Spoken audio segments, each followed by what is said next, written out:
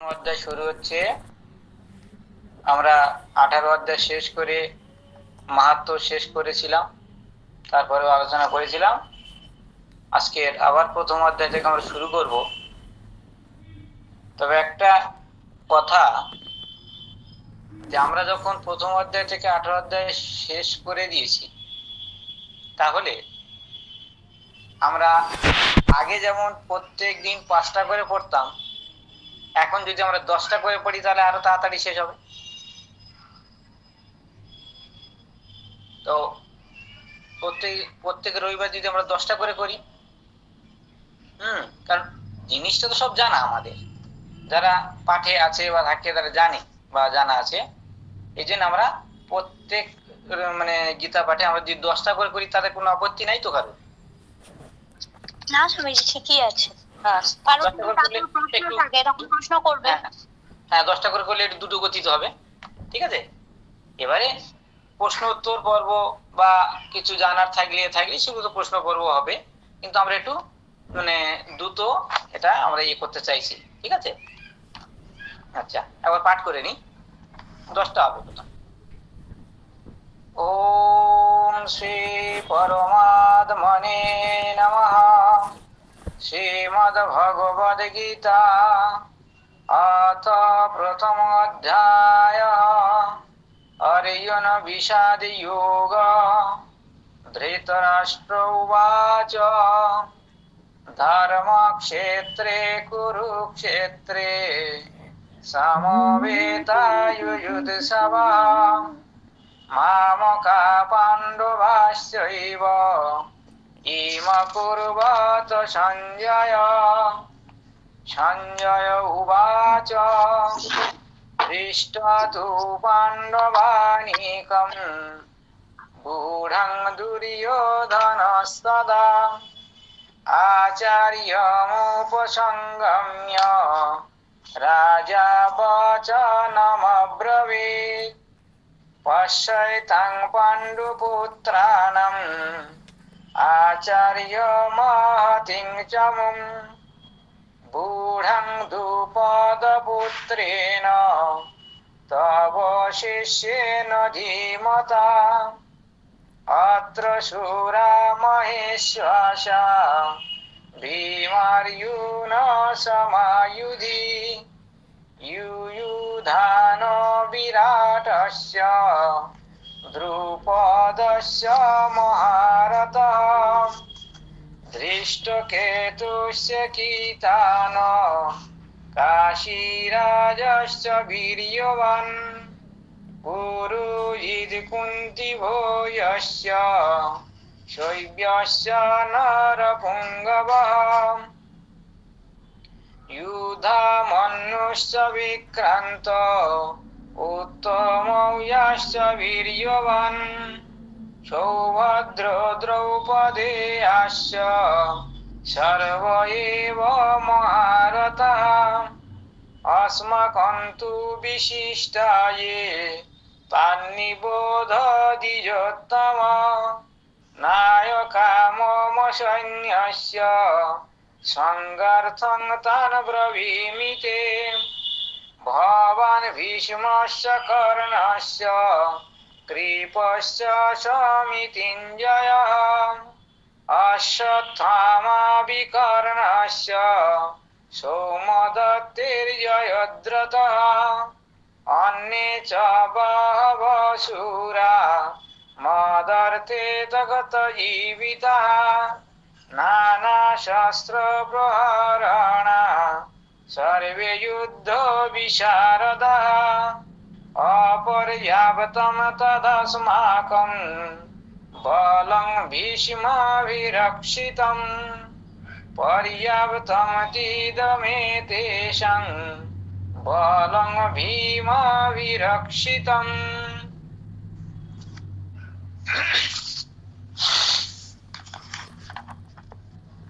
আমরা প্রথম অধ্যায়ের যে আলোচনা,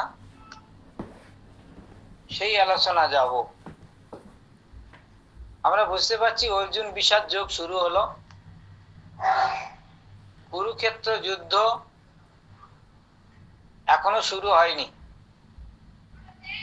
শুরু হবে তার প্রস্তুতি। উভয় পক্ষ সম্মুখ সমরে উপস্থিত, যুদ্ধ হবে সবাই জানে। পাণ্ডব পক্ষ জানে যুদ্ধ হবে, কৌরব পক্ষ জানে যুদ্ধ হবে। কেমন যুদ্ধ হবে? ভাই ভাইয়ের যুদ্ধ হবে, জ্ঞাতিতে জ্ঞাতিতে যুদ্ধ হবে, আত্মীয় পরিজনের মধ্যে যুদ্ধ হবে। তো এখানে যুদ্ধের সম্মুখ সমরে সবাই উপস্থিত হয়েছে। ধৃতরাষ্ট্র কৌরব পক্ষে শ্রেষ্ঠ, কিন্তু তখন রাজা। তো ধৃতরাষ্ট্র জিজ্ঞাসা করছে কাকে? সঞ্জয়কে, যে ধর্মক্ষেত্রে কুরুক্ষেত্রে সমবেত হয়ে আমার পুত্র এবং পাণ্ডুর পুত্ররা কি করছে সঞ্জয়, তুমি আমাকে বলো। তো সঞ্জয় তার আগের দিব্য দৃষ্টি পেয়েছে। দিব্য দৃষ্টি পেল কেমন করে? ভগবান ব্যাসদেব, বেদব্যাস, তিনি ধৃতরাষ্ট্রকে খুব স্নেহ করতেন। যখন যুদ্ধক্ষেত্রে উভয় পক্ষ উপস্থিত হয়েছে, যুদ্ধ অবশ্যম্ভাবী, 100% শিওর যুদ্ধ হবে, মারামারি হবে, ভাই ভাই হবে, জ্ঞাতিতে জ্ঞাতিতে হবে, গুরু শিষ্যের মধ্যে হবে। তো ব্যাসদেব ধৃতরাষ্ট্রের কাছে এলেন, এসে ধৃতরাষ্ট্রকে বলছেন, বাছা, তুমি তো জেনেছো যুদ্ধ হবে, আর আমিও জেনেছি যুদ্ধ অবশ্যম্ভাবী, 100% অবশ্যম্ভাবী, এ যুদ্ধ রোধ করা যাবে না। তো তুমি কি যুদ্ধক্ষেত্রে এই যে মারামারি হবে, ধ্বংস হবে, মৃত্যু হবে, এই যুদ্ধের দৃশ্য দেখতে চাও? যদি তুমি দেখতে চাও তাহলে আমি তোমাকে দিব্য দৃষ্টি প্রদান করতে পারি। ধৃতরাষ্ট্র চিন্তা করল যে জন্ম থেকে কিছুই দেখলাম না পৃথিবীতে, জন্ম থেকে আমি অন্ধ, দৃষ্টিহীন, আর এই বয়সে এসে আমি জ্ঞাতির ধ্বংস, আত্মীয়ের ধ্বংস, ভাই ভাইয়ের ধ্বংস, হিংসা, মারামারি দর্শন করব? আমি দর্শন করব, কিন্তু আমি শ্রবণ করব, আমি শুনতে চাই। তাহলে কি করলেন ব্যাসদেব? বলছে, ঠিক আছে, তাহলে তুমি যখন চাইছো না, তাহলে তোমার প্রধান অমাত্য মন্ত্রী, শ্রেষ্ঠ মন্ত্রী, প্রধানমন্ত্রীকে সঞ্জয়, তাহলে সঞ্জয়কে আমি দিব্য দৃষ্টি প্রদান করছি। সঞ্জয় সবকিছু দর্শন করতে পারবে, আর সেই দর্শন করে রিলে করে তোমাকে শোনাবে। ব্যাসদেব সঞ্জয়কে দিব্য দৃষ্টি প্রদান করলেন। সেই দিব্য দৃষ্টি প্রদানে সঞ্জয়ের কাছে জানতে চাইছে ধৃতরাষ্ট্র যে আমার পুত্র আর পাণ্ডুর পুত্ররা কি করছে এখন, যুদ্ধক্ষেত্র তো প্রস্তুত, কি করছে তুমি আমাকে বলো। এর আগে আমরা ব্যাকগ্রাউন্ডটা যদি দেখি, যে যুদ্ধটা কেন হলো, যুদ্ধের পরিস্থিতিটা কেন তৈরি হলো, যদি আমরা দেখি যে পাণ্ডব পক্ষের যে দ্রুত ক্রীড়ায় হেরে যাওয়ার শর্ত অনুযায়ী ছিল 12 বছর বনবাস আর 1 বছর অজ্ঞাতবাস। তো 12 বছর বনবাস শেষ হয়ে গেছে, 1 বছর অজ্ঞাতবাসও শেষ হয়েছে।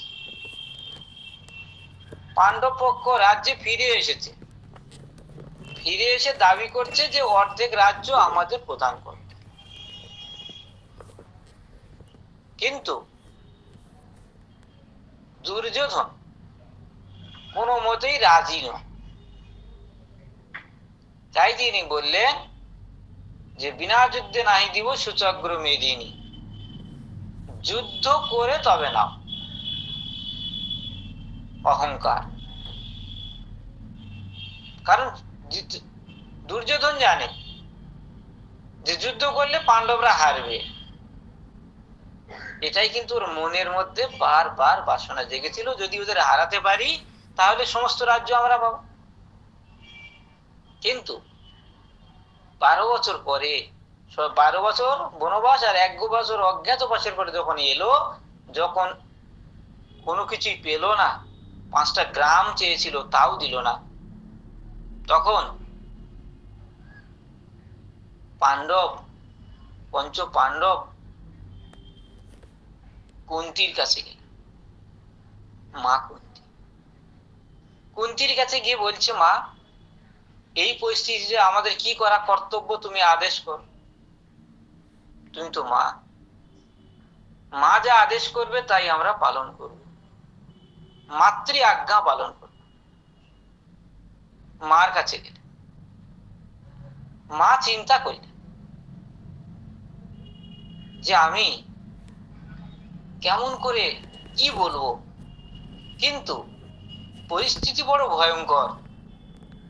তাই মা আদেশ দিলেন যে যুদ্ধ যখন অবশ্যম্ভাবী, যুদ্ধক্ষেত্র যখন তৈরি, যুদ্ধের মানসিকতা যখন তৈরি, তাহলে যুদ্ধ করেই নিতে হবে। এরপর যুদ্ধের পরিস্থিতি তৈরি হয়ে গেল। তো যুদ্ধের পরিস্থিতি তৈরি হয়ে গেল, এবার যুদ্ধ শুরু হবে। এইবারে যুদ্ধ যখন শুরু হলো, তখন এই ধর্মক্ষেত্র কুরুক্ষেত্র প্রাঙ্গণে 2 পক্ষের যুদ্ধ হবে। একটা হচ্ছে ধর্মপক্ষ, একটা অধর্মপক্ষ। যারা ধর্মপক্ষে আছে তারা জানে যে ধর্ম আর ধার্মিকের জয় হয়।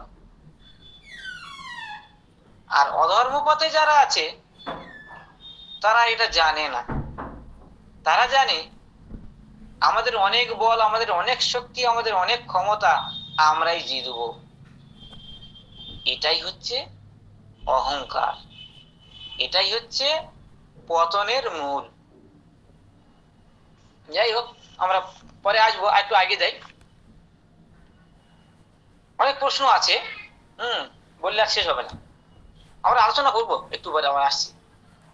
এরপর সঞ্জয় কি বলছে? সঞ্জয় বলছে,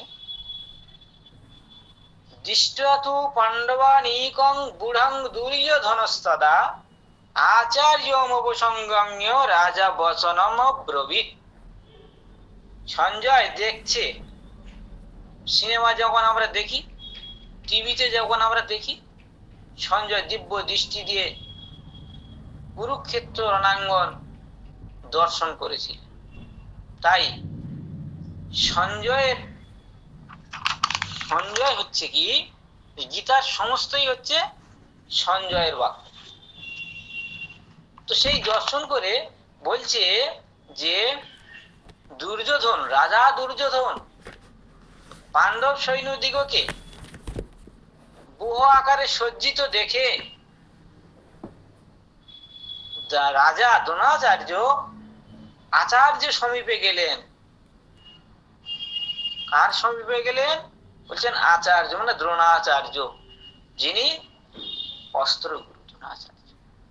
সেই দ্রোণাচার্যের সমীপে গিয়ে কিছু কথা বলছেন। কি কথা? তারপরে বলছেন পশ্যৈতাং পাণ্ডুপুত্রানাম আচার্যং মহতিং চমম বুঢ়াং দ্রুপদ পুত্রেণ তব শিষ্যেন ধীমতা। হে গুরুদেব, তুমি এই ধীমান শিষ্য, তোমারই শিষ্য, তোমার হাতে গড়া, তোমার শিক্ষায় শিক্ষিত এই দ্রুপদ পুত্র, এই দ্রুপদ পুত্র তিনি তো শ্রেষ্ঠ ওই পক্ষের। তো সেই দ্রুপদ পুত্র যখন ব্যূহবদ্ধ হয়ে পাণ্ডব দিকের যে বিশাল সৈন্য অবস্থান করছে, সেই সৈন্য দলকে দেখুন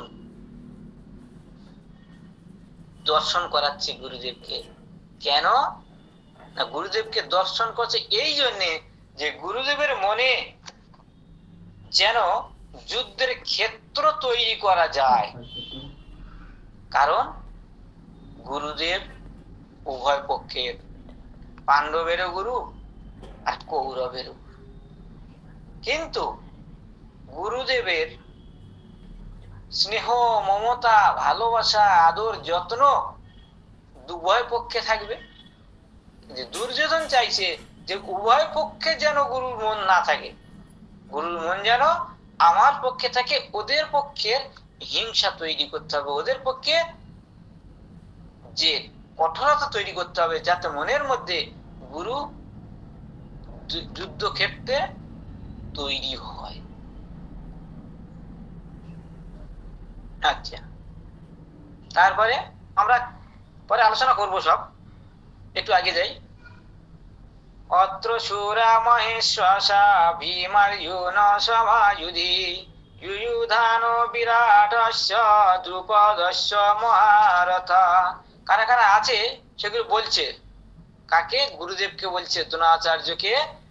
দুর্যোধন, রাজা দুর্যোধন দ্রোণাচার্যের সঙ্গে গিয়ে বলছে যে অত্র শূরা মহেশ্বসা ভীমার্জুন সমাযুধি যুযুধান বিরাটস্য দ্রুপদস্য মহারথ। কারা কারা আছে সেগুলো পরপর বলে যাচ্ছে। আর কি আছে? ধৃষ্টকেতুস্য কীতান কাশীরাজস্য বীর্যবান পুরুজিৎ কুন্তিভোজস্য শৈব্যস্য নরপুঙ্গব যুদ্ধমনুষ্য বিক্রান্ত উত্তমৌজাস্য বীর্যবান সৌভদ্র দ্রৌপদে আসছ সর্বএব মহারথা। অর্থাৎ কারা কারা আছে সেগুলো বলে যাচ্ছে যে এই সেনার মধ্যে অর্জুনের সমকক্ষ, ভীম অর্জুনের সমকক্ষ মহাধনুর্ধারী বহু বীর পুরুষ আছে। কি কি? সাত্যকী, বিরাট, মহারথ দ্রুপদ, ধৃষ্টকেতু, চেকিতান, বীর্যবান কাশীরাজ, কুন্তিভোজ, পুরুজিৎ, নরশ্রেষ্ঠ শৈব্য, বিক্রমশালী যুধমন্যু, বীর্যবান উত্তম মৌজা আর সুভদ্রার পুত্র অভিমন্যু, দ্রৌপদীর পুত্রগণ। এরা সকলেই কিন্তু মহারথী। চিন্তা করবে গুরুদেব, এরা কিন্তু এই রণাঙ্গনে উপস্থিত আছে। অর্থাৎ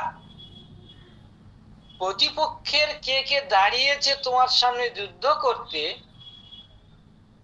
তা প্রথম উপস্থাপন করল। যে দেখো গুরুদেব, তোমার প্রতিপক্ষে কারা কারা দাঁড়িয়েছে। যারা দাঁড়িয়েছে তারা তোমার কোনো অপরিচিত নয়, তারা তোমার সবাই পরিচিত, সবাই তোমার একান্ত আপন, সবাই তোমার স্নেহের।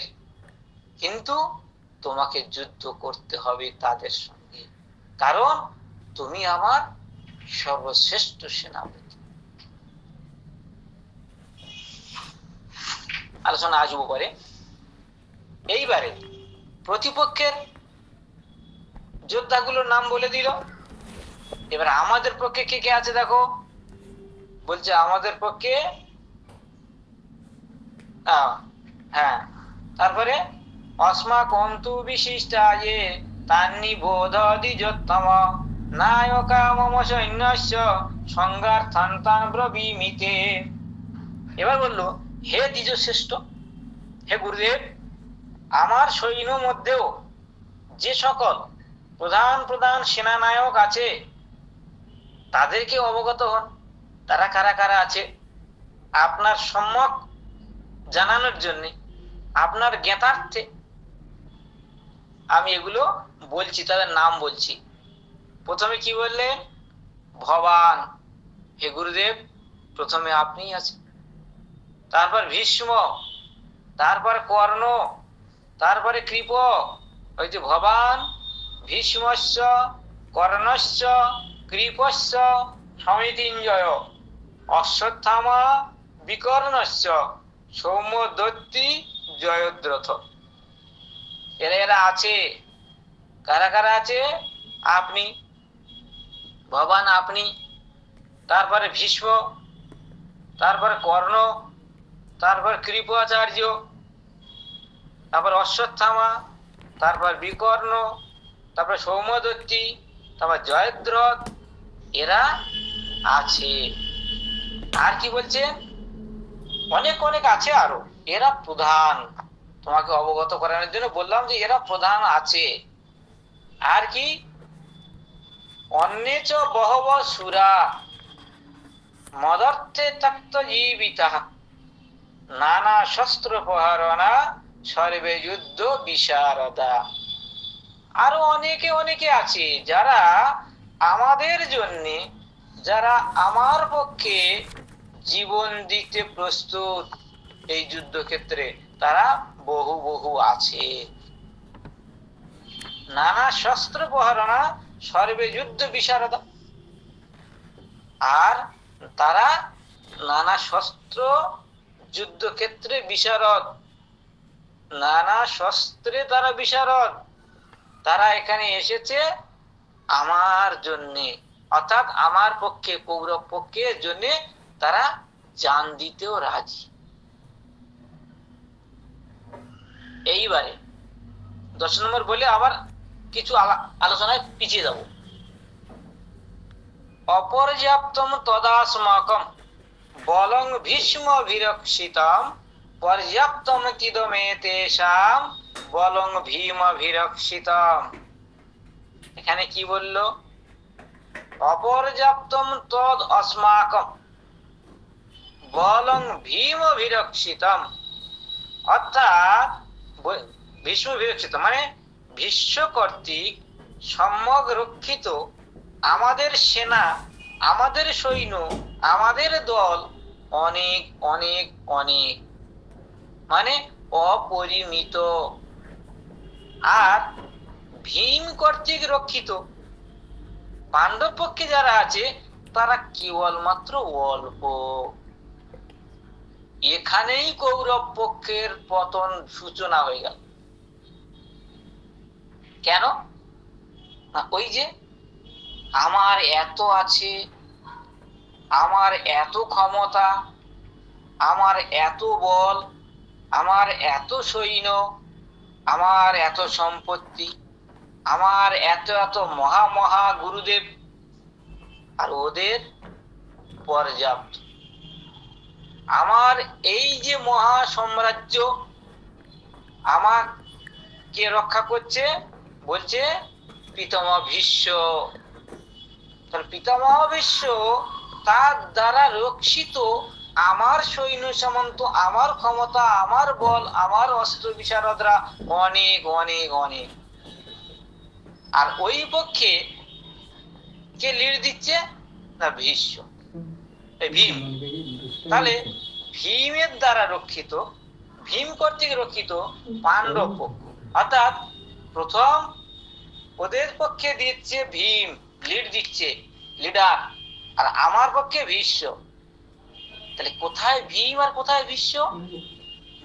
ভীষ্মের দ্বারা রক্ষিত সৈন্য আমাদের অনেক, মহাবলশালী, মহাপরিক্রমা, আমরা পরাক্রমশালী। আর ওদের ওই ভীম দ্বারা রক্ষিত অল্প সৈন্য মাত্র। এগুলো কিছুই নয় আমাদের কাছে গুরুদেব, তুড়ি মেরে উড়িয়ে দেব। এই যে অহংকার, এই অহংকারের সূচনা, মানে কৌরব পক্ষের পতনের সূচনা হলো এই 10 নম্বর থেকে।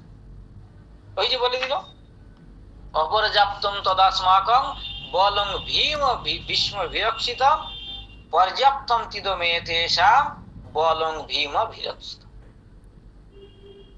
এইবার আমরা আলোচনায় যাই, একটু পিছিয়ে যাই, আবার প্রথমে চলে যাও, একটু আলোচনা করে করে আসতে হবে। এগুলো অর্থ আছে অনেক। এখানে ধর্মক্ষেত্র কুরুক্ষেত্র বলা হবে, এগুলো প্রশ্ন থাকে। হ্যাঁ, যে কুরুক্ষেত্র যেখানে যুদ্ধ হচ্ছে সেখানে আবার ধর্মক্ষেত্র কি হবে? এখানে তো হিংসা, এখানে মারামারি, এখানে রক্তারক্তি, এখানে কাটাকাটি মারামারি হবে। এই ক্ষেত্রকে আবার ধর্মক্ষেত্র বলা কি দরকার ছিল? বলছে হ্যাঁ, ধর্মক্ষেত্রটাই কুরুক্ষেত্র। কারণ এই কুরুক্ষেত্রে সেই যুগে দেবতাগণ এইখানে যজ্ঞ করতে, এই যজ্ঞ করেছিলেন এই ক্ষেত্রেতে, তাই এটা ধর্মক্ষেত্র। রাজা কুরু এই কুরুক্ষেত্রে তপস্যা করেছিলেন, আর পরশুরাম নাকি 21 বার এই পৃথিবীকে নিক্ষত্রিয় করে পিতৃত্ব অর্পণ করেছিল এই কুরুক্ষেত্রে। তাই এই ক্ষেত্রটা ধর্মক্ষেত্র, কুরুক্ষেত্র ধর্মক্ষেত্র। এখন কুরুক্ষেত্র যদি ধর্মক্ষেত্র হয়, তাহলে বারবার এই যে কুরুক্ষেত্র ধর্মক্ষেত্র, এই ক্ষেত্র ক্ষেত্র দুবার বললো, তারও ব্যাখ্যা আছে। বলছে এখানে ক্ষেত্র মানে হচ্ছে ভূমি, ধর্ম ভূমি, কুরুক্ষেত্র মানে কুরুদের। তাহলে এই দুবার ভূমি বললো মানেই হচ্ছে তাহলে এই ভূমি নিয়েই কিন্তু সবকিছু। এই বিশ্ব ব্রহ্মাণ্ডে যদি কোনো যুদ্ধ হয় তার তিনটে মাত্র কারণ থাকে, এই তিনটে কারণ ছাড়া কোনো যুদ্ধ হতে পারে না। এক হচ্ছে ভূমি নিয়ে যুদ্ধ হবে, 2 নম্বর হচ্ছে সম্পত্তি, অর্থ, রাজস্ব, এগুলো নিয়ে যুদ্ধ হতে পারে, আর এক হতে পারে নারী নিয়ে। তাহলে ভূমি, সম্পত্তি, অর্থ সম্পত্তি আর নারী, এই 3 নিয়ে কিন্তু যুদ্ধ হয়। এই 3-এর মধ্যে যে কোনো একটা নিয়ে যুদ্ধ হবে। তাহলে পরে এই যে যুদ্ধ সৃষ্টি হয় এই পৃথিবীতে 3টে বিষয় কেন্দ্র করে। এখানে কোন বিষয়? এখানে হচ্ছে ক্ষেত্র মানে ভূমি। সেই ভূমি পিছিয়ে যাও, যে ভূমি পাণ্ডবরা চেয়েছিল যে আমাদেরকে তাহলে অর্ধেক দাও, আমরা তো ভাই ভাই, কিন্তু দেয়নি মানে হচ্ছে ভূমি নিয়ে যুদ্ধ হলো। এখানে ভূমি মানে ক্ষেত্র। আর কি, এই যে ধর্মক্ষেত্র বলা হচ্ছে, অর্থাৎ যদি আমরা বিশ্লেষণ করি, আমরা আগে বিশ্লেষণ করেছিলাম যে প্রথম শুরু হলো ধর্ম দিয়ে, আর এই গীতা শেষ হয়েছে কি দিয়ে?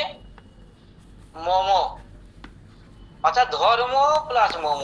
দেখবে প্রথম শুরু হচ্ছে ধর্ম, আর 18 অধ্যায়ের শেষ শব্দ হচ্ছে মম, অর্থাৎ ধর্ম প্লাস মম মানে মম ধর্ম। অর্থাৎ কোনো অনুষ্ঠান, কোনো কর্ম আগে ধর্মকে সাক্ষী রেখে করতে হয়। তাই এই ক্ষেত্র, এটাও ধর্মক্ষেত্র, এটাও যুদ্ধক্ষেত্র, এটাও একটা মহারণ, এটাও একটা ধর্ম আর অধর্মের লড়াই। তাই এই ক্ষেত্রকে প্রস্তুত করতে প্রথমে ধর্ম দিয়েই শুরু করলো, অর্থাৎ ধর্মকে সাক্ষী রেখে যে কোনো কাজ করলে ধর্মের জয় হয়, ধার্মিকের জয় হয়, অধর্মের পরাজয় হয়, অধার্মিকের নাশ হয়। তাই এখানে ধর্ম ব্যবহার করা হয়েছে।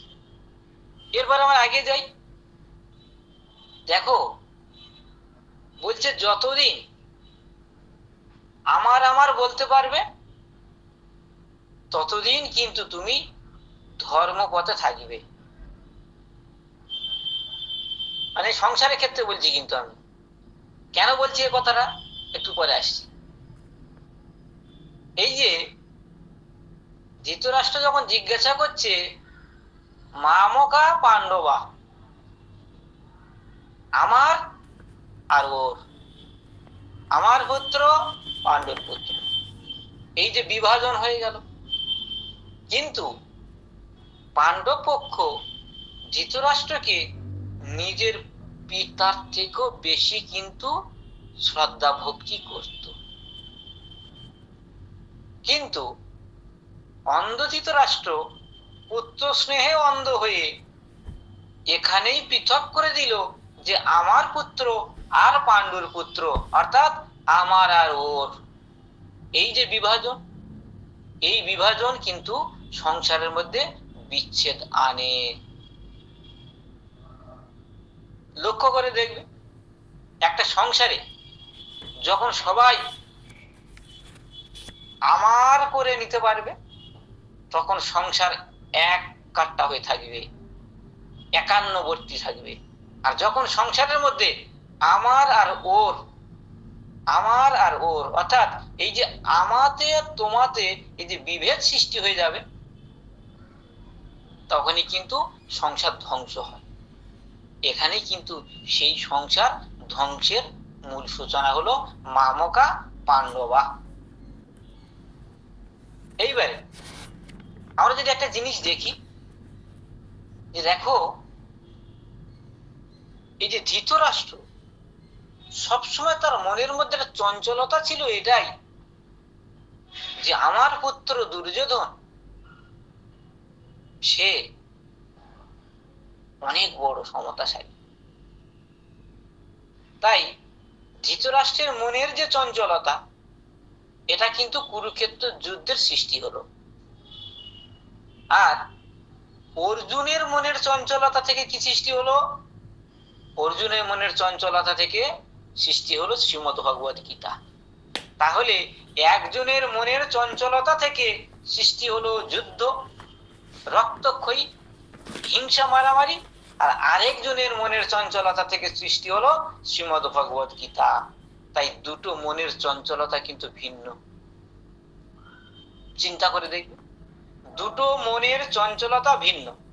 একজনের মনের চঞ্চলতায় যুদ্ধ সৃষ্টি হলো, আরেকজনের মনের চঞ্চলতায় শ্রীমদ্ ভগবত গীতা সৃষ্টি হলো। তাহলে মনের চঞ্চলতা তখনই আসবে যখন মনের চঞ্চলতা থেকে ভালো কিছু সৃষ্টি হবে। কিন্তু ধৃতরাষ্ট্রের মনের চঞ্চলতা কখনো ভালো দিকে নেয়নি। অর্জুনের মনের চঞ্চলতা কিন্তু ভালো দিকে গেছিল, কারণ অর্জুনের মনের চঞ্চলতা ছিল সেটাই, যেটা অজ্ঞানতা। সেই অজ্ঞানতাকে দূর করলো কে? ভগবান শ্রীকৃষ্ণ নিজে। তাই সেখানে তাদের যুদ্ধের জয়লাভ হয়েছে। যাই হোক, এরপরে আবার আমরা যাই যে দুর্যোধন এখানে একবার বলেছিল যে রাজা, সঞ্জয় যখন বলছে ধৃতরাষ্ট্রকে যে রাজা বচনম ব্রবীত, দুর্যোধনকে রাজা বলছে কেন? না, দুর্যোধনকে রাজা বলার এটাই কারণ হলো যে ধৃতরাষ্ট্র খুশি হবে যদি দুর্যোধনকে রাজা বলে সম্বোধন করি। তাই ধৃতরাষ্ট্রের মনের খুশি করার জন্য এই রাজা শব্দ ব্যবহার করলো। রাজা বচনম ব্রবীত, দেখবেন এখানে লেখা আছে রাজা বচনম ব্রবীত,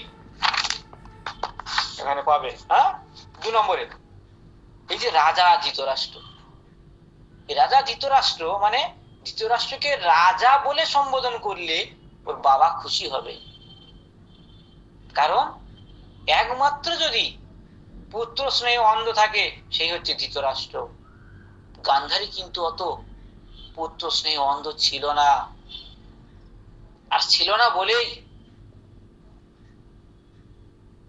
দুর্যোধনের প্রতি সে কিন্তু বারবার সাবধান বাণী প্রয়োগ করেছিল।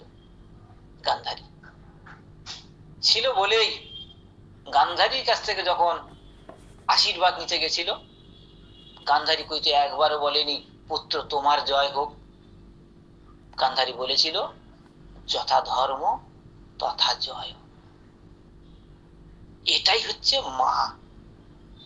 মা কখনো পুত্রের অমঙ্গল চায় না, কিন্তু পুত্র যখন অমঙ্গলের পথে চলে যায়, মা যখন আটকাতে পারে না, মা তখন সত্যি কথাটাই বলে দেয়। তো গান্ধারী সত্যি কথাটাই বলে দিয়েছিল সেদিন, যে যেখানে ধর্ম সেখানে জয়, যেখানে অধর্ম সেখানে পরাজয়। যাই হোক, তো এটা আমরা এখানে পাচ্ছি।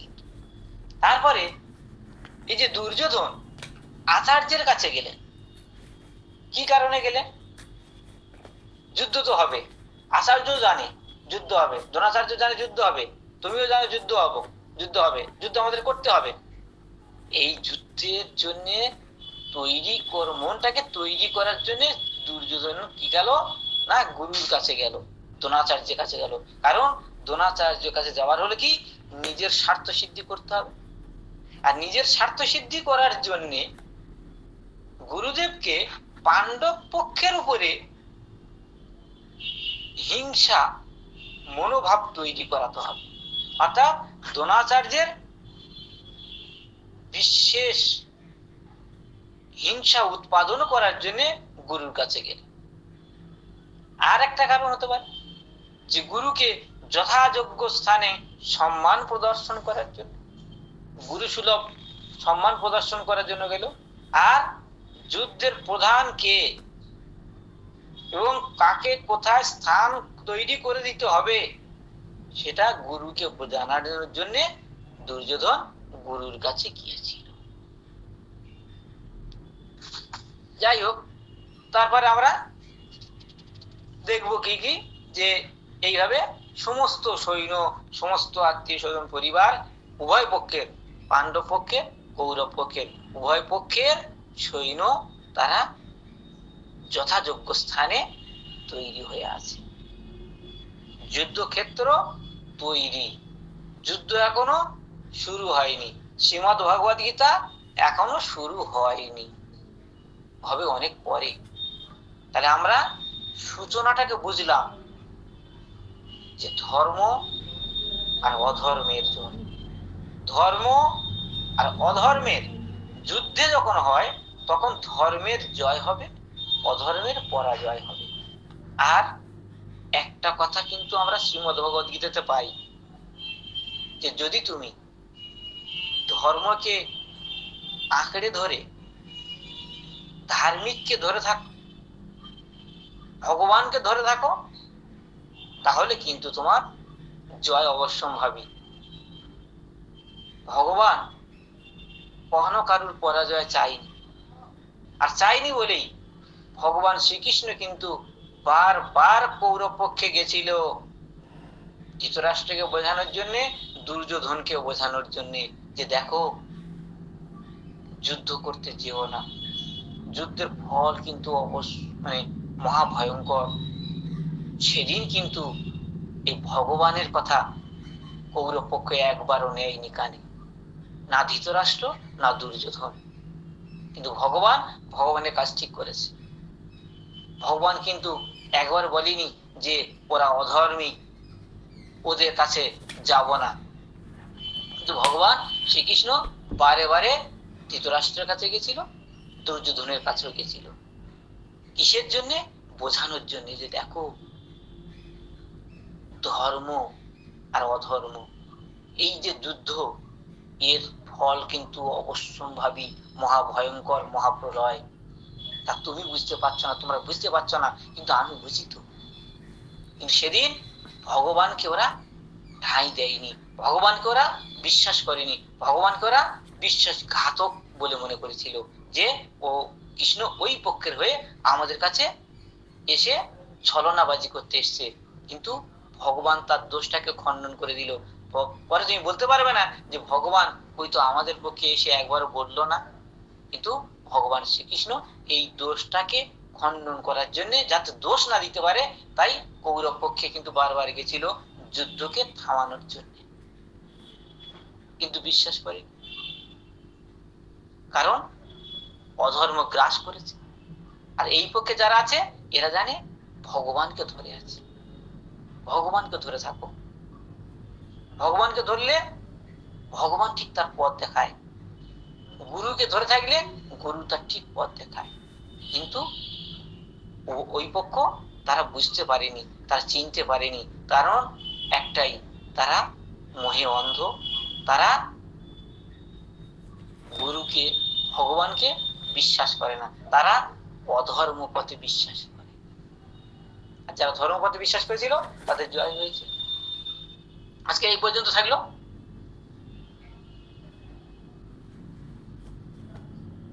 স্বামীজি মাহাত্ম্য পড়া হবে না? হ্যাঁ হবে। দারুণ স্বামীজি, স্বামীজি খুব ভালো লাগলো, স্বামীজি খুব ভালো লাগলো, খুব সুন্দর মন ভরে গেল স্বামীজি।